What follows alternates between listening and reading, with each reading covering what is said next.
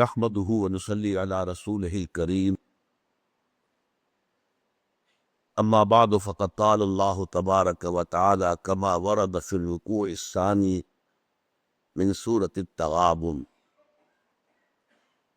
أعوذ بالله من الشيطان الرجيم. بسم الله الرحمن الرحيم. ما أصاب من مصيبة إلا بإذن الله ومن يؤمن بالله يهد قلبه والله بكل شيء عليم. وأطيعوا الله وأطيعوا الرسول فإن توليتم فإنما على رسولنا البلاغ المبين. الله لا إله إلا هو وعلى الله فليتوكل المؤمنون. يا أيها الذين آمنوا إن من أزواجكم وأولادكم عدوا لكم فاحذروهم وَإِن تَعْفُوا وَتَصْفَحُوا وَتَغْفِرُوا فَإِنَّ اللَّهَ غَفُورٌ رَحِيمٌ.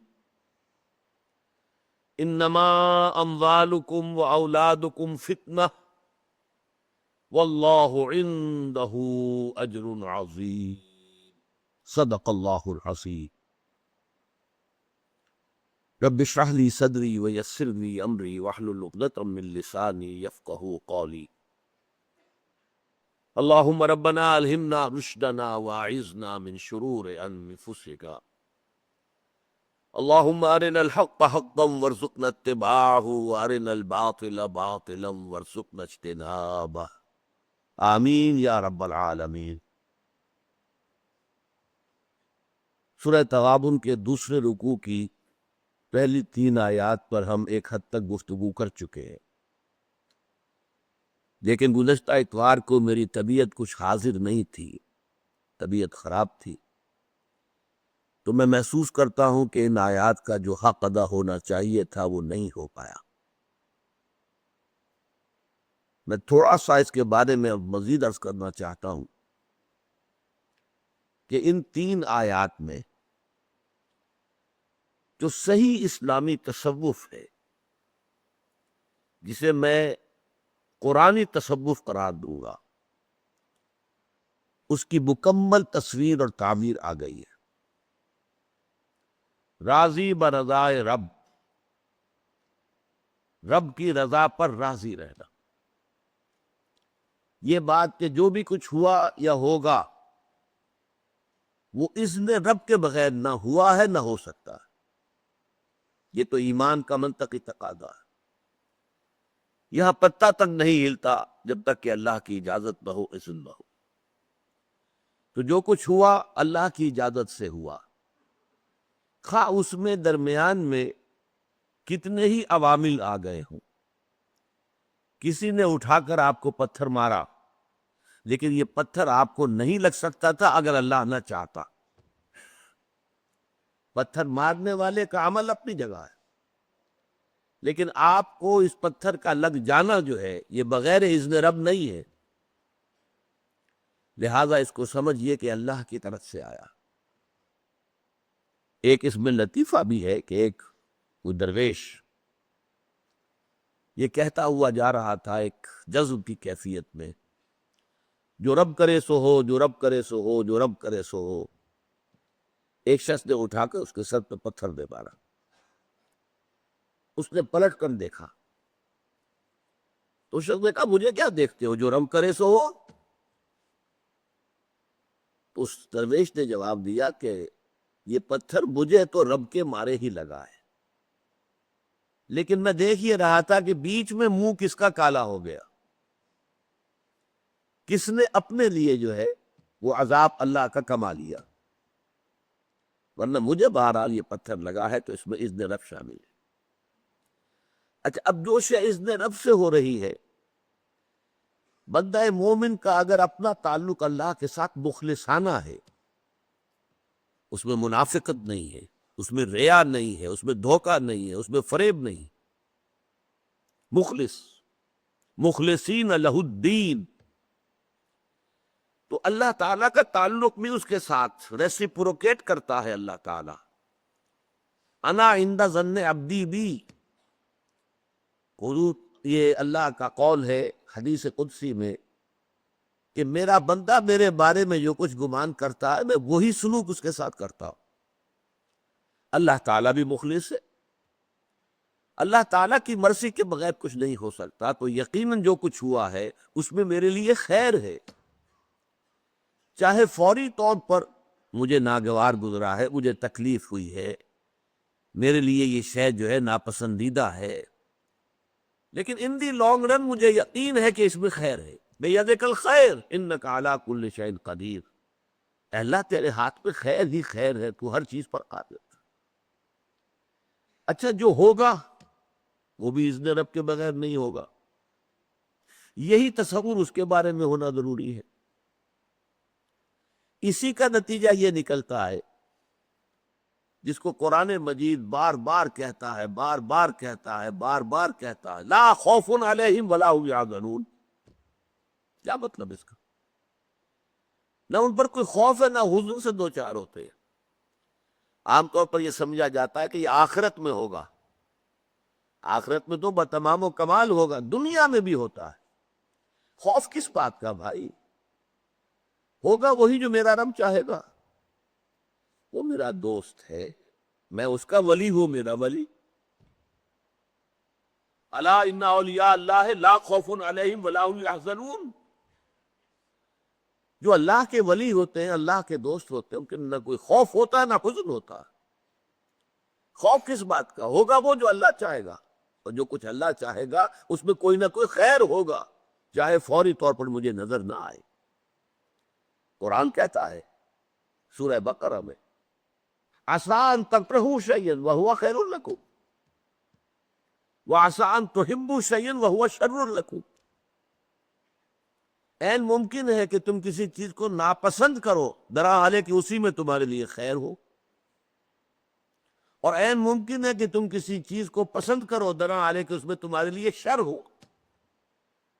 اللہ یعلم وانتم لا تعلمون، اللہ جانتا ہے تم نہیں جانتے۔ تم افعال و اعمال و احوال و واقعات کے ظاہر کو دیکھتے ہو، اس سے متاثر ہو جاتے ہو۔ اس کے پردے میں کیا مشیت اذنی ہے، کیا ارادہ خداوندی ہے، اس کے پشت پر کیا چیز ہے جو اللہ تعالیٰ کو مطلوب ہے، یہ ہمیں نظر نہیں آتا۔ وی آر شارٹ سائٹڈ، ہماری نگاہ جو ہے بس کچھ دور تک جاتی ہے، اس سے آگے نہیں جاتی۔ لہذا افعال و اعمال و احوال و واقعات کے صرف ظاہر پر ہماری نگاہ ہے، باطن پر تو ہے ہی نہیں، لہذا ہم اس سے متاثر ہوتے ہیں۔ تو در حقیقت ایمان کا حاصل الا ان اولیاء اللہ لا خوف علیہم ولا هم یحزنون، اللہ کے دوستوں پر نہ کوئی حزن ہے نہ خوف ہے، کوئی سوال ہی پیدا نہیں ہوتا۔ اسی طریقے سے قرآن مجید جو ہے بلند ترین مقام جو انسان کا ہو سکتا ہے، اس کی تعبیر کے لیے الفاظ استعمال کرتا ہے، رضی اللہ عنہم ورضوا عنہ، اللہ ان سے راضی ہو گیا، وہ اللہ سے راضی ہو گئے۔ یہ بابی رضامندی ہے، دو طرفہ، دو طرفہ اللہ کے ساتھ تعلق ہوتا ہے، دو طرفہ تعلق ہوتا ہے۔ تم اللہ سے محبت کرو گے، اللہ تم سے محبت کرے گا۔ تم اللہ کے ساتھ مخلص ہوگے، اللہ تعالیٰ تمہیں واقعتاً اپنا مخلص بندہ بنا لے گا۔ تم اللہ کی طرف چل کر آؤ گے، اللہ تمہاری طرف دوڑ کر آئے گا۔ تم بالش پر آؤ گے، اللہ ہاتھ بڑھائے گا۔ تم اسے محفل میں یاد کرو گے، اللہ اس سے کہیں بہتر محفل میں تمہارا تذکرہ کرے گا، ملائکہ مقربین کی محفل میں۔ تم اللہ کو اپنے دل میں یاد کرو گے، اللہ اپنے جی میں تمہیں یاد کرے گا۔ یہ دو طرفہ معاملہ ہے۔ تم اللہ کی مدد کرو گے، اللہ تمہاری مدد کرے گا۔ ان تنصروا اللہ ینصرکم ویثبت اقدامکم، اگر تم اللہ کی مدد کرو گے، اللہ کی مدد سے مراد کیا؟ اللہ کے دین کی مدد، اس کی نصرت، اللہ تمہاری مدد کرے گا۔ یہ رضی اللہ عنہم ورضوا عنہ سورہ مائدہ میں بھی آ رہا ہے، سورہ توبہ میں، سورہ مجادلہ میں، سورہ بینہ میں 4 مرتبہ ہے۔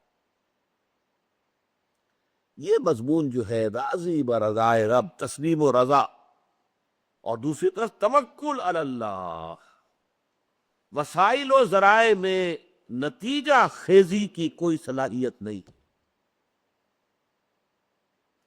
جو بھی اشیاء ہیں ان میں جتنی پراپرٹیز ہیں ان کی وہ اللہ کی عطا کردہ ہے، لیکن اللہ اشیاء کو پراپرٹیز عطا کرنے کے بعد خود پابند نہیں ہو گیا کہ اب کیا کروں. میں نے تو قانون بنا دیا واٹر کیپس اٹس لیول، اب میں سمندر کو پھاڑ تو نہیں سکتا، موسیٰ اور ان کے ساتھیوں کو کیسے نجات دوں؟ نہیں، وہ قانون اللہ کی مرضی کے تابع، اللہ جب چاہے قانون توڑ دے، اس کا بنایا ہوا قانون ہے. واٹر کیپس اٹس سرفیس، پانی واقعتاً اپنی سطح برقرار رکھتا ہے، لیکن ایک مرتبہ ہوا ہے کہ عصائے موسوی کی ایک ضرب سے سمندر پھٹ گیا، فلک ایسا پھٹا ہے، فکان کل فرقن کالطود العظیم، دونوں طرف جو ہے وہ بڑی چٹانوں کے مانند پانی کھڑا ہو گیا، اور حضرت موسیٰ اور ان کے ساتھی نکل گئے، بچ کر نکل گئے. اور جب فرعون اور اس کا لشکر آیا وہ دونوں پارٹ آپس میں مل گئے اور غرق ہو گئے. ایسا نہیں ہے کہ اللہ تعالیٰ نے آگ میں جلانے کی صلاحیت پیدا کی ہے تو اب اللہ کے ہاتھ بندھ گئے، میں کیا کروں، میں تو کچھ بھی کر سکتا. یہ نمرود نے آگ کا الاؤ جلا دیا اور ابراہیم کو اس میں پھینک رہا ہے، نہیں. قلنا یا نار کونی بردن وسلام علی ابراہیم، وہ آگ اللہ کے حکم کی پابند ہے، تابع ہے. ہم نے اسے حکم دیا کہ اے آگ ٹھنڈی ہو جا اور سلامتی بن جائے ابراہیم کے حق میں، اس نے ابراہیم کو نہیں جلایا. البتہ یہ نوٹ کر لیجئے یہ روز روز نہیں ہوتا. اگر روز روز ایسا ہوتا تو پھر تو کوئی سائنس ممکن ہی نہیں تھی. یہ properties of the matter, laws of chemical and physical change جو دنیا میں ہے یہ کم و بیش مستقل ہے، لیکن اللہ کا اختیار بہرحال ہے، جب چاہے جس قانون کو چاہے توڑ دے. اگر اللہ کا اختیار نہ رہے تو اللہ پھر علی کل شیء قدیر میں ہی رہتا، پھر وہ معطل خدا ہے. وہ ثم استوى علی العرش یدبر الامر من السماء الی الارض، کہ وہ تخت حکومت پر متمکن ہے اور آسمان سے زمین کی طرف امر کی تدبیر کر رہا ہے، چلا رہا ہے اس کائنات کو بالفعل. پھر وہ بات نہیں رہتی، پھر معطل ہے خدا. یہ فلسفیوں کا تصور ہے خدا کے بارے میں کہ خدا کریٹر تو ہے، پیدا کیا ہے اس نے، لیکن کریٹ کرنے کے بعد اب وہ علیحدہ بیٹھا ہوا، اسے اس کائنات کی ڈے ٹو ڈے ورکنگ سے کوئی تعلق نہیں. یہ تو جو اس نے سیٹ آف لاز بنا دیے ہیں، کیمیکل چینج فزیکل چینج کے قوانین بنا دیے، اس کے تحت آپ سے آپ یہ کائنات چل رہی. جیسے آپ دیکھتے ہیں کہ ایک فٹ بال کے کھلاڑی نے کک لگائی، اب وہ بال گئی، اب وہ جا رہی ہے. اب اس کھلاڑی کے اختیار میں نہیں ہے کہ روک لے اسے، وہ تو جائے گی. وہ تو زمین کی فرکشن ہے جو اسے روکے گی. اگر زمین میں فرکشن نہ ہو تو وہ روکے گی نہیں، وہ تو جاتی جائے گی. یہ معاملہ نہیں ہے. اللہ نے اس کائنات کو پیدا کیا اور پیدا کر کے وہ خود معطل ہو کر علیحدہ کہیں نہیں بیٹھ گیا ہے، بلکہ وہ اس کو کنٹرول کر رہا ہے. ہر آن ہر لحظہ اس کا حکم، اس کا اذن، اس کی مشیت، اس کا فیصلہ نافذ العمل. تو یہ ہے در حقیقت راضی برضائے رب رہنا. اس کو ہمارے ہم شاعروں نے بھی بڑی عمدگی سے پیش کیا ہے. بروں کشید ز پیچا کے ہست و بود برا، چہ عقدہا کے مقام رضا کشود برا. علامہ اقبال کا بڑا خوبصورت شعر ہے. یہ جو آدمی پیچ و تاب میں کھاتا ہے، یہ کیوں ہو گیا، یہ کیسے ہو گیا، یہ نہیں ہونا چاہیے تھا، یہ اس نے کر دیا، یہ اس نے میرا کام بگاڑ دیا، اندر ہی اندر پیچ کھا رہا ہے. لیکن جب معلوم ہوا یہ تو جو کچھ ہوا اللہ کے کیے ہوا، وہ سارا پیچ ختم، وہ غصہ ختم. اگرچہ میں پچھلی مرتبہ بتا چکا ہوں، اس کا یہ مطلب نہیں کہ مجرموں کو سزا نہ دی جائے یا غلط کاروں سے انتقام نہ لیا جائے، نہیں، یہ اپنی جگہ ہے. وہ جس کا منہ بیچ میں کالا ہوا ہے وہ مستوجب سزا ہے، اسے سزا ملنی چاہیے کہ تم نے پتھر مارا ہے ایک درویش کو. لیکن وہ درویش یہ سمجھے گا، اور اسے سمجھنا چاہیے کہ مجھے جو پتھر لگا ہے تو اذن رب کے بغیر نہیں لگا. شاید اللہ تعالیٰ میرے دماغ سے کوئی خناس نکالنا چاہتا تھا، شاید کوئی تکبر، کوئی گھمنڈ، کوئی اور خناس میرے دماغ میں جو ہے وہ سوار ہو گیا تھا، جسے اس دھرم نے آ کر نکال دیا. کوئی نہ کوئی خیر ہے اس میں میرے لیے، اس کا انداز یہ ہو. البتہ مجرموں کو سزا دو، اس کے بغیر معاشرہ ٹھیک نہیں رہے گا. وَلَكُمْ فِي الْقِصَاصِ حَيَاتٌ يَا أُولِي الْأَلْبَابِ. بروں کشیر ز پیچا کے ہست بود مرا، چے عقدہا کے مقام رضا کشود مرا. کیسے کیسے عقدے ہیں جو اس مقام رضا نے میرے لیے کھول دیے. کسی نے کچھ کر دیا، کتنا آسان ہو جائے گا معاف کرنا. اچھا میں معاف کرتا، اس لیے کہ مجھے اگر لگا ہے تو یہ صرف تمہارے مارے نہیں لگا ہے، یہ اللہ تعالیٰ کی مرضی سے لگا. آسان ہو گیا نا. اگر 100% اسی کی طرف منسوخ کرو گے تم نے کیا یہ، تو پھر اس کو معاف کرنا آسان نہیں ہو. توکل علی اللہ، اس کے معنی بھی بتا چکا ہوں. یہ معنی نہیں ہے کہ محنت نہ کرو، مشقت نہ کرو، اسباب و وسائل حاصل کرنے کی کوشش نہ. نہیں، فَأَعِدُّوا لَهُم مَّا اسْتَطَعْتُمْ، اپنے امکان بھر جو کچھ کر سکتے ہو کر گزرو، جتنا سامان جمع کر سکتے ہو جمع کرو. لیکن کبھی یہ نہ سمجھنا کہ نتیجہ جو ہے وہ ان وسائل اور ذرائع کے اوپر ہے. وہ اللہ تعالیٰ کے اختیار میں ہے. وسائل دھرے رہ جائیں گے، کوئی نتیجہ نہیں نکلے گا اگر اللہ کی مرضی نہیں، اور بغیر وسائل کے نتیجہ نکل آئے گا اگر اللہ چاہے. توکل اللہ پر اور راضی برضا اللہ کے ساتھ، اور ان دونوں کو جمع کر دے تو پھر کہتے ہیں تفویض الامر الی اللہ، اللہ کے حوالے اپنی بات کر دینا. اے اللہ تو کر جو کرنا چاہتا. دیکھیے اس کا ایک بڑا باریک نتیجہ نکلتا ہے. ہم دعا کرتے ہیں اللہ یوں کر دے، کیا مطلب ہے؟ ہم اللہ کو پڑھا رہے ہیں، سکھا رہے ہیں؟ کیا ہم زیادہ بہتر جانتے ہیں اللہ سے؟ کیا پتہ جو ہم مانگ رہے ہیں اس میں خیر ہے بھی کہ نہیں ہے؟ اللہ یعلم وانتم لا تعلمون. عسیٰ ان تکرہوا شیئا وہو خیر لکم. اے اللہ ایسا نہ ہو جائے، ہو سکتا ہے اسی میں خیر ہو، اور اے اللہ ایسا ہو جائے، ہو سکتا ہے اس میں شر ہو. شر مانگ رہے ہو. وَيَكُنْ الْإِنسَانُ بِالشَّرِّ دُعَاؤُهُ بِالْخَيْرِ. انسان کا حال تو یہ ہے کہ بظاہر تو وہ خیر مانگ رہا ہوتا ہے، حقیقت میں اپنے لیے شر مانگ رہا ہوتا ہے. جو چیز مانگ رہا ہے اس کے حق میں شر ہے، اسے معلوم نہیں ہے. دیکھیے دعا کی نفی ہو جائے گی بالکل. میں اللہ کو کیا پڑھاؤں، کیا سکھاؤں؟ وہ سب کچھ جانتا ہے.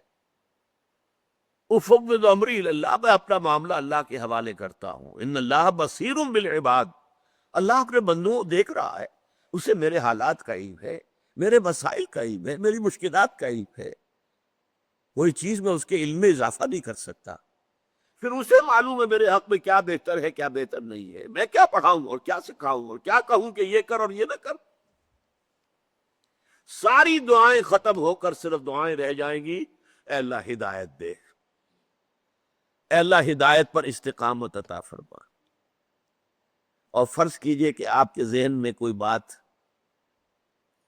کسی چیز کا رجحان ایسا ہو جائے تو اچھا ہے، پیدا ہو ہی گیا، تب بھی آپ دعا کیا کریں گے؟ اس کا نام دعا استخارہ ہے، جس کے بارے میں صحابہ فرماتے ہیں کہ حضور نے ہمیں یہ دعا استخارہ ایسے سمجھائی اور سکھائی اور پڑھائی جیسے قرآن. وہ استخارہ کیا ہے؟ اے اللہ میرے ذہن میں یہ بات آ رہی ہے، لیکن اللہم انی استخیرک بعلمک واستقدرک بقدرتک. اے اللہ میں خیر کا طالب ہوں تیرے علم سے اور تیری قدرت سے. فإنک تعلم ولا اعلم، تو جانتا میں نہیں جانتا. وتقدر ولا اقدر، اور تجھے اختیار حاصل ہے مجھے کوئی اختیار حاصل نہیں. اللہم ان کنت تعلم، اے اللہ اگر تیرے علم میں یہ ہے ان ھذا الامر، کہ یہ معاملہ جو میرے دماغ میں آیا ہے، ان ھذا الامر خیر لی فی دینی و معاشی و عاقبت امری، اگر یہ واقعتاً میرے حق میں خیر ہے دینی اعتبار سے بھی، دنیاوی اعتبار سے بھی، اور آخرت کے اعتبار سے بھی، فقدرہ لی و یسرہ لی ثم بارک لی فیہ، تو پھر اس چیز کو میرے لیے مقدر کر دے، آسان کر دے، مجھے وہ شے دے دے، اور پھر مجھے اس میں برکت بھی عطا فرما۔ وَإِن كُنْتَ تَعْلَمُ أَنَّ هَذَا الْأَمْرَ شَرٌّ لِّي فِي دِينِي وَمَعَاشِي وَعَاقِبَةِ أَمْرِي، اگر تیرے علم میں یہ ہے کہ یہ معاملہ شر ہے، جو میرے دماغ میں تو آیا ہے لیکن یہ معاملہ شر ہے میرے لیے، میری دنیا کے اعتبار سے بھی، میرے دین کے اعتبار سے بھی، آخرت کے اعتبار سے بھی، فَاصْرِفْهُ عَنِّي، تو اے اللہ اس کو مجھ سے دور کر دے، وَاصْرِفْنِي عَنْهُ، مجھے اس سے دور کر دے، اسے مجھ سے دور کر دے، وَاقْدُرْ لِي الْخَيْرَ حَيْثُ كَانَ، اور میرے لیے طے فرما دے خیر بھلائی یہاں بھی کہیں میں ہوں، ثم ارضنی بہی، پھر مجھے اس پر راضی کر دے، میرے دل میں کوئی شکوہ نہ رہے، یہ نہ یوں نہ ہوتا یہ ہو جاتا، نہیں، پھر اللہ پر گویا کہ ووٹ آف نو کانفیڈنس ہے، یہ یوں ہو جاتا یوں نہ ہوتا، کیا ہے اللہ نے تو anyway it's a vote of confidence, no confidence in Allah. یہ ہیں اصل میں چیزیں ایمان کے اصل حقائق۔ جو شخص ان کے اس کیفیت کے جتنا نزدیک ہوگا اتنا ہی واقعتاً ایمان اس کی دلوں کی، اس کے اعصاب، اس کی سوچ، اس کی گہرائیوں میں اتر گیا، اور جتنا اس کیفیت سے محروم ہوگا، چاہے اس نے داڑھی کتنی لمبی کر لی ہو اور جبہ قبا یہ وہ سب کچھ کر لیا ہو، حقیقت ایمان سے بہرہ بر نہیں۔ اس سلسلے میں دو حدیثیں بھی آپ کو سنانا چاہتا ہوں۔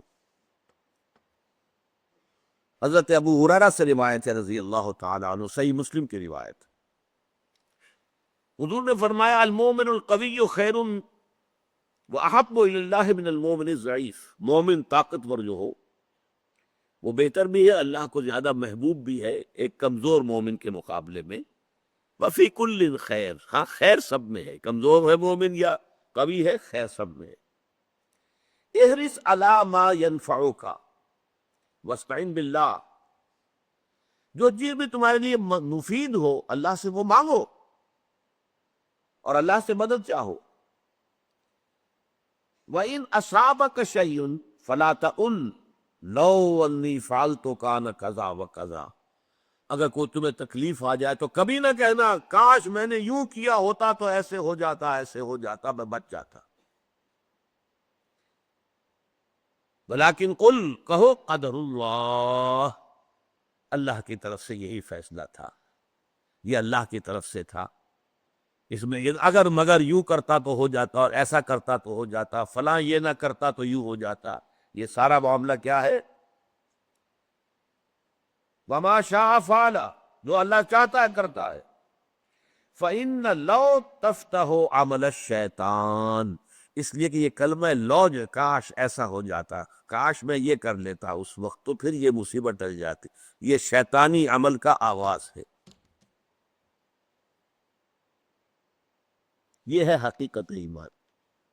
اور سنیے، حضرت عبداللہ ابن عباس رضی اللہ تعالیٰ عنہما سے روایت ہے ترمذی شریف میں، حضور نے خاص طور پر ایک مرتبہ تلقین فرمائی باتیں، وعلم، اے نوجوان اس حقیقت کو جان لے، ان الامت الذی اجتمعت علی ان ینفعوک بشیء لم ینفعوک الا بشیء قد کتب اللہ لک، تمام انسان جمع ہو کر تمہارے لیے کوئی خیر کرنا چاہیں، بھلائی کرنا چاہیں، نہیں کر سکتے مگر بس وہی کچھ جو اللہ نے طے کر دی۔ وَإِنِ اجْتَمَعُوا عَلَىٰ يَضُرُّوكَ بِشَيْءٍ لَمْ يَضُرُّوكَ إِلَّا بِشَيْءٍ قَدْ كَتَبَ اللَّهُ لَكَ، تمام انسان مل کر تمہیں کوئی تکلیف پہنچانا چاہیں نہیں پہنچا سکتے مگر صرف وہی جو اللہ کی طرف سے لکھی ہوئی ہے مقدر۔ تو بتائیے کس سے لالچ، کس سے توقع؟ اللہ کے سوا نہ کسی سے توقع رکھو۔ یہ طول عمل جو ہوتا ہے دنیا میں، امیدیں، آپ امیدیں رکھیں گے تو مایوسیاں بھی بہت ہوگی، دوست سے یہ امید نہیں تھی جو اس نے کیا ہے، آپ نے امید رکھی کیوں تھی؟ اس کی امیدیں قلیل، اس کے مقاصد جلیل، امیدیں بہت کم رکھو، جو رکھو اللہ سے رکھو، ما سوى اللہ سے امیدیں نہ رکھو، اس کی امیدیں قلیل، اس کے مقاصد جلیل۔ زندگی کے اندر اپنے مقاصد بلند کر. بڑا پیارا ایک واقعہ ہوا تھا. مولانا محمد علی جوہر رحمۃ اللہ علیہ ایک دفعہ جیل گئے تو ان کی ایک بیٹی جوان بیمار ہوئی اور فوت ہو گئی. دوسری دفعہ جیل گئے تو ایک اور بیٹی اسی مرض میں مبتلا ہو گئی. جیل میں اطلاع آئی، جیل سے خط لکھا لیکن نظم کی شکل. تیری صحت ہمیں منظور ہے لیکن اس کو نہیں منظور تو ہم کو بھی منظور نہیں.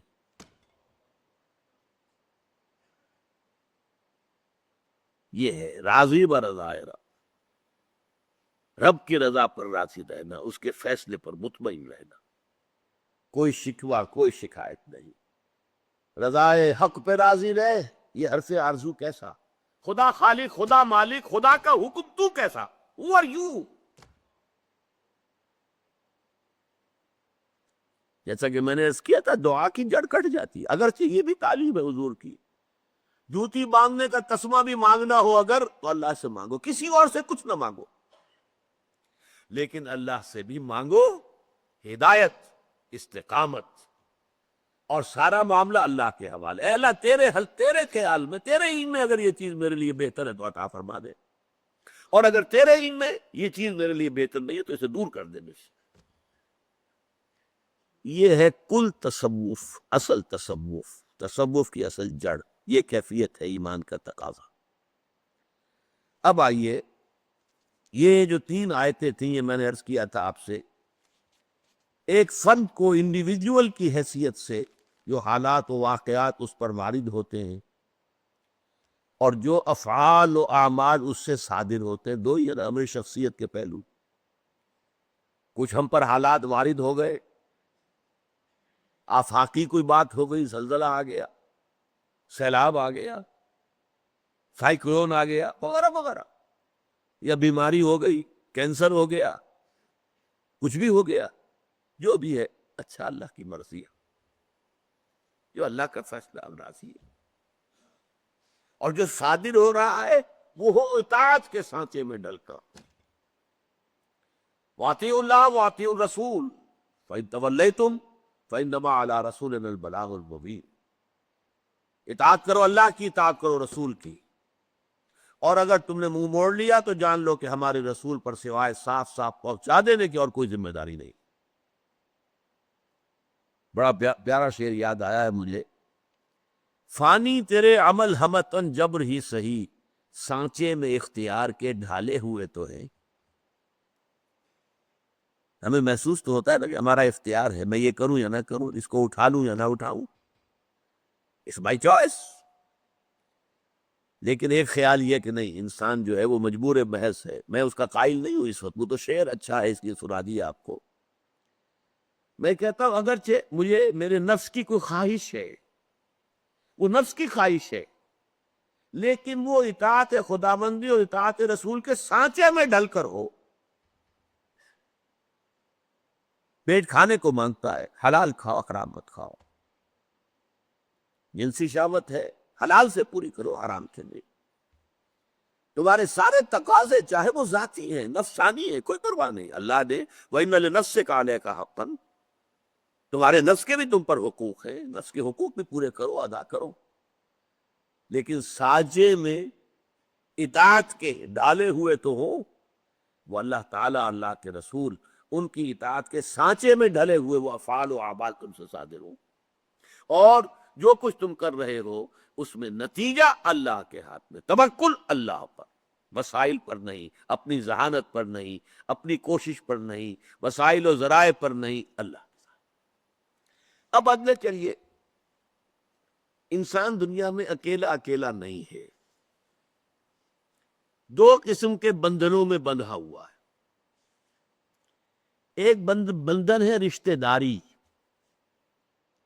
کسی کا وہ بیٹا ہے، کوئی اس کا بیٹا ہے،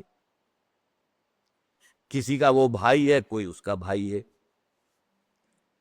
کسی کا وہ شوہر ہے، کوئی اس کی بیوی ہے، یا بیوی کا کوئی شوہر ہے. رشتہ دار ہیں، کلبہ ہے، قبیلہ ہے، سپورٹرز ہیں. ان کے ساتھ طرز عمل کیا ہونا چاہیے اگر ایمان ہے؟ نفسیاتی کیفیت میں کیا تبدیلی آئے گی اگر ایمان؟ دوسری قسم کے بندھن زندگی کی ضروریات ہیں، جس کے لیے کچھ مالی ذرائع کی ضرورت ہے، پیٹ لگا ہوا ہے، اپنا اور اپنے بال بچوں کا پیٹ پالنا ہے، پیسہ چاہیے، مال چاہیے، کوئی نہ کوئی گھروندہ، کوئی چھت، کوئی تو ہو جس کے نیچے سونا ہے۔ تو مال و اسباب دنیاوی اور دنیاوی رشتہ داریاں، یہ دو چیزیں ہیں کہ ایک انڈیویجول اپنے انڈیویجول حیثیت میں ہم بحث کر چکے، جو کچھ وارد ہوا اور جو کچھ صادر ہوا۔ اب یہ انڈیویجول جو ہے وہ معاشرے کا فرد ہے، رشتہ داریاں ہیں، ان کے بارے میں کیا نقطہ نظر ہوگا، اور اس کی مالی ضروریات ہیں، احتیاجات ہیں، اس کے بارے میں کیا طرز عمل ہوگا۔ فرمایا یا ایھا الذین آمنوا ان من ازواجکم واولادکم عدوا لکم فاحذروہم، اہل ایمان تمہاری بیویوں میں سے اور تمہاری اولاد میں سے تمہارے دشمن ہیں، ان سے بچ کر رہو۔ عجیب مقام ہے یہ قرآن کا، جو عزیز ترین جو ہو سکتا رشتہ، اقبال نے ایک مصرے میں جمع کیا ہے، یہ مال و دولت دنیا یہ رشتہ و پیوند، بتان وہم و گمان لا الہ الا اللہ۔ یہ نظم علامہ اقبال کی بڑے کسی گہری کیفیت کے اندر جو ہے ڈوب کر کہی گئی ہے، خودی کا سر نہاں لا الہ الا اللہ۔ یہ نغمہ فصل بولو لالا کا نہیں پابند، بہار ہو کے خزاں لا الہ الا اللہ۔ یہ مال و دولت دنیا یہ رشتہ و پیوند، بتان وہم و گمان لا الہ الا اللہ۔ اب یہاں قرآن کیا کہہ رہا ہے؟ یہ تمہاری بیویاں اور تمہاری اولاد ان میں سے تمہارے دشمن ہیں۔ کیسے؟ ان کی فطری محبت اللہ نے تمہارے دلوں میں ڈالی ہوئی ہے، فطری ہے کہ نہیں؟ یہی ہے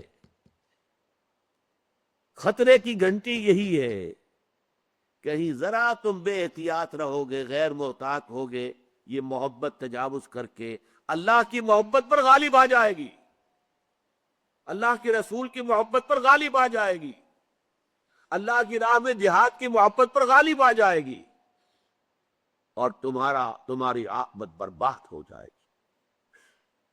تو یہ محبت فطری پوٹینشل ڈینجر ہے، اٹس اے رینڈ سگنل۔ ہاں ڈالنا ضروری تھا، اس کے بغیر تمدن کی گاڑی چلتی ہی نہ۔ اولاد کی محبت اگر والدین کے دل میں نہ ہو تو اولاد کی پرورش ہو سکتی؟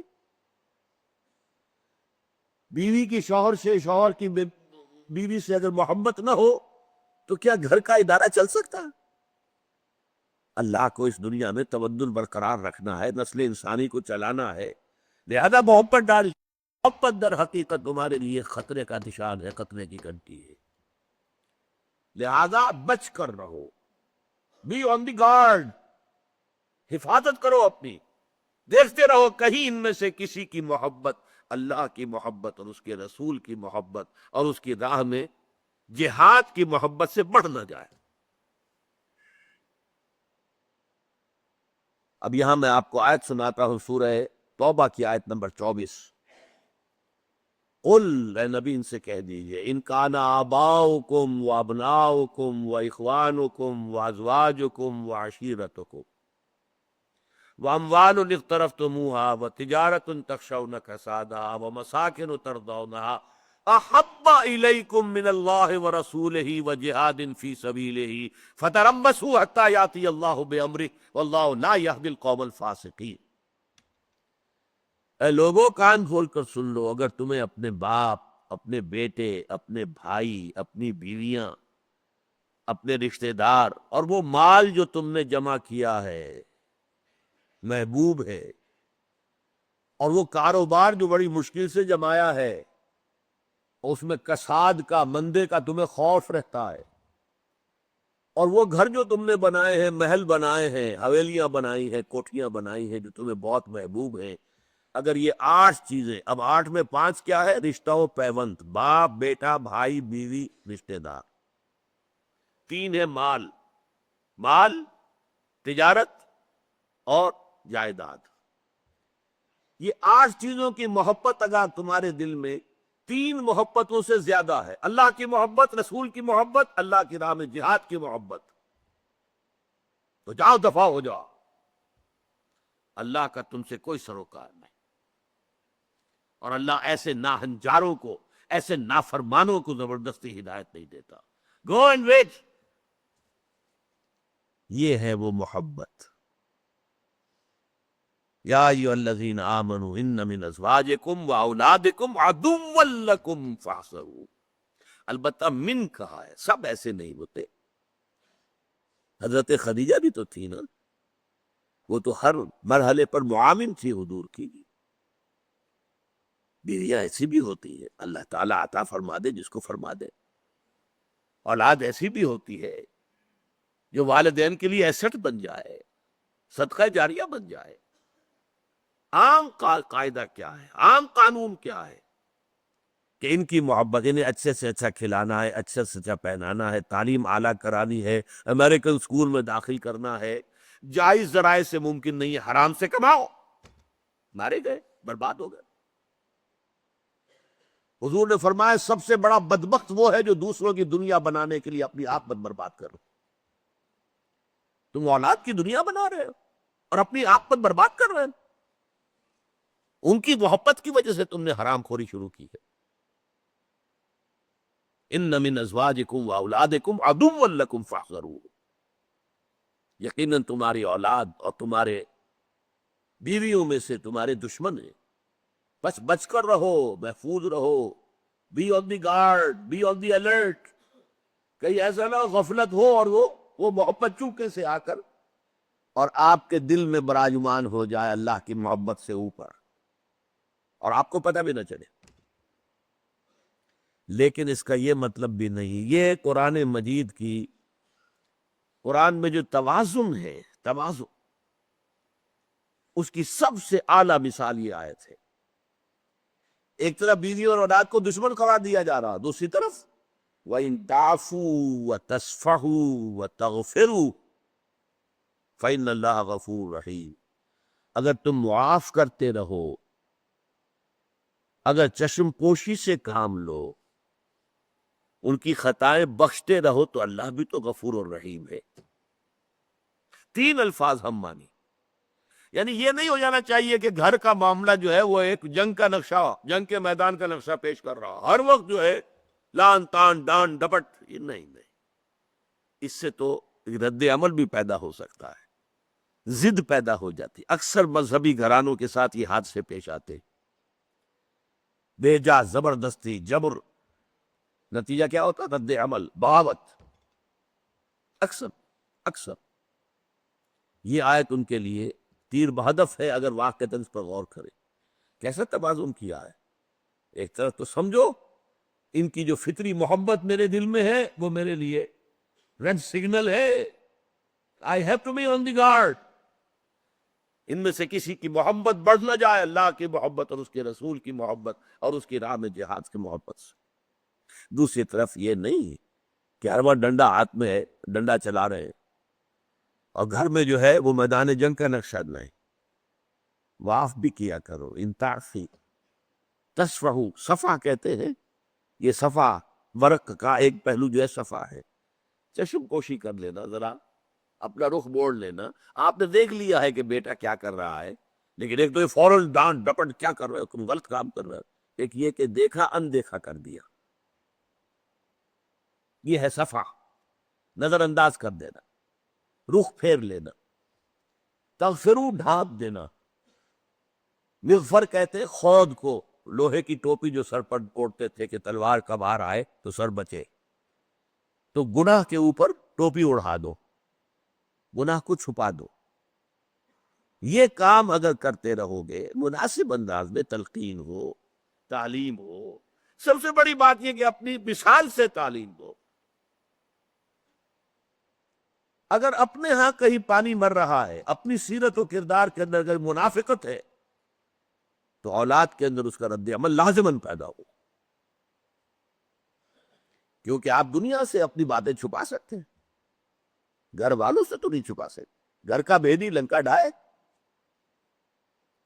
تو یا ایھا الذین آمنوا ان من ازواجکم واولادکم عدوا لکم فاحذروہم وان تعفوا وتصفحوا وتغفروا فان اللہ غفور رحیم.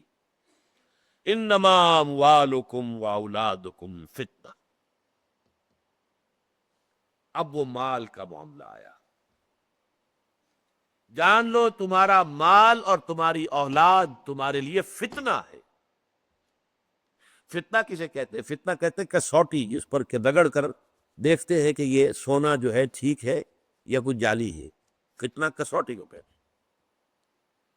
یہ جسے تم ایسٹ سمجھ رہے ہو، یہ فتنہ ہے تمہارے لیے.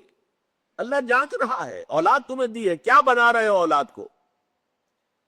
ان کی تربیت کیسے کر رہے ہو؟ اللہ کے بندے بنا کر اٹھا رہے ہو، یا تعلیم تو دلوا رہے ہو ایسے اسکولوں میں جہاں 10,000 روپے فیس دینی پڑ رہی ہے، لیکن ان کی دینی تعلیم و تربیت کا کوئی خیال نہیں. کیا بنا رہے ہو اولاد کو؟ فیل ہو گئے تو. اچھا، یہاں مال کے ساتھ اولاد کو جمع کیا، اولاد دونوں میں مشترک ہو گئی. ایک محبت جو بیویوں کی محبت اور اولاد کی محبت، ایک مال اور اولاد جمع کیا گیا، اولاد دونوں میں آ گئی. اس لیے کہ اولاد ایک ایسٹ بھی ہے. اولاد کو انسان سمجھتا ہے کہ ہمارے بڑھاپے کا سہارا ہے.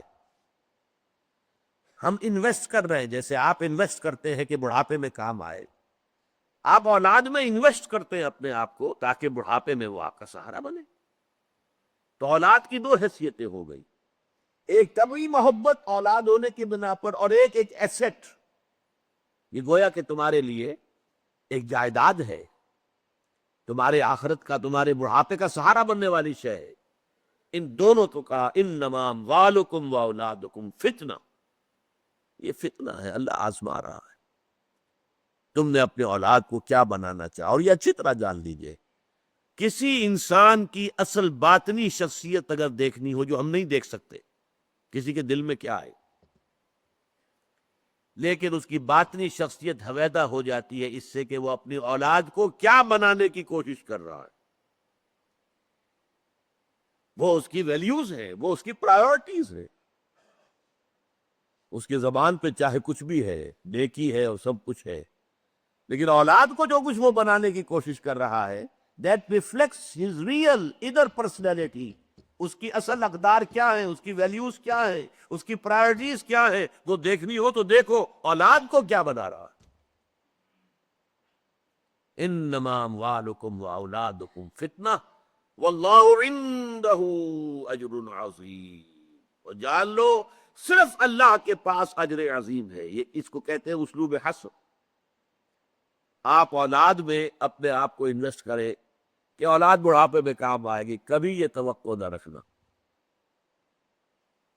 دنیا والوں سے کوئی توقع منقطع کر دو، ان کی امیدیں قلیل، ان کے مقاصد جلیل. ہاں، اولاد کی پرورش کرنی تمہارا فرض ہے، اللہ نے تمہیں دی ہے، وہ کرو، ان کا حق ادا کرو، لیکن اس کے لیے حرام خوری نہ کرو. روکھی کھلا سکتے ہو روکھی کھلاؤ، جو بھی کھلا سکتے ہو کھلاؤ، حلال کے اندر کھلاؤ. اور انہیں جو بھی کچھ بنانے کی کوشش کرو کہ وہ اللہ کے دین کے خادم بن کر اٹھے، اللہ کے بندے اور بندیاں بن کر اٹھے، اللہ کے فرما بردار بن کر اٹھے. اپنے سے کوشش کرو اور کبھی توقع نہ رکھنا. اجر صرف اللہ کے پاس، کسی کے پاس اجر نہیں ہے. یہاں تو مجھے ایک ہسٹری آف انگلینڈ میں ایک واقعہ آتا ہے کہ ایک بادشاہ تھا، بہت حریص تھا، بہت دولت جمع کرنا چاہتا تھا. اس کا جو وزیر تھا اس کو کہا جاتا تھا یہ ایسا کانٹا ہے، ہر جگہ سے پیسہ نکال کے لا کے بادشاہ کے لیے جمع کرا دیتا ہے. جہاں دیکھا کوئی شخص زیادہ خرچ کرتا، اچھا تمہارا معلوم ہوتا ہے مال زیادہ ہے، لا بادشاہ کے لیے نکالو. جہاں دیکھا کوئی شخص برے حال میں، تم بڑے بخیل لگتے ہو، تم نے بہت کم مال اپنے پاس رکھا ہوگا، نکالو. آخری عمر میں بادشاہ نے پھر اسے ذلیل کیا. بڑی حسرت سے اس نے کہا had I served God as I served the king. اگر میں نے کہیں بادشاہ کی خدمت اللہ کی خدمت اس طرح کی ہوتی جیسے کہ میں نے بادشاہ کی خدمت کی تھی وہ مجھے میرے اس بڑھاپے میں ذلیل نہ کرتا. لیکن یہ حسرت ہے. اللہ تعالیٰ اس حسرت ناک انجام سے بچائے. بارک اللہ لی ولکم فی القرآن العظیم ونفعنی وإیاکم بالآیات والذکر الحکیم.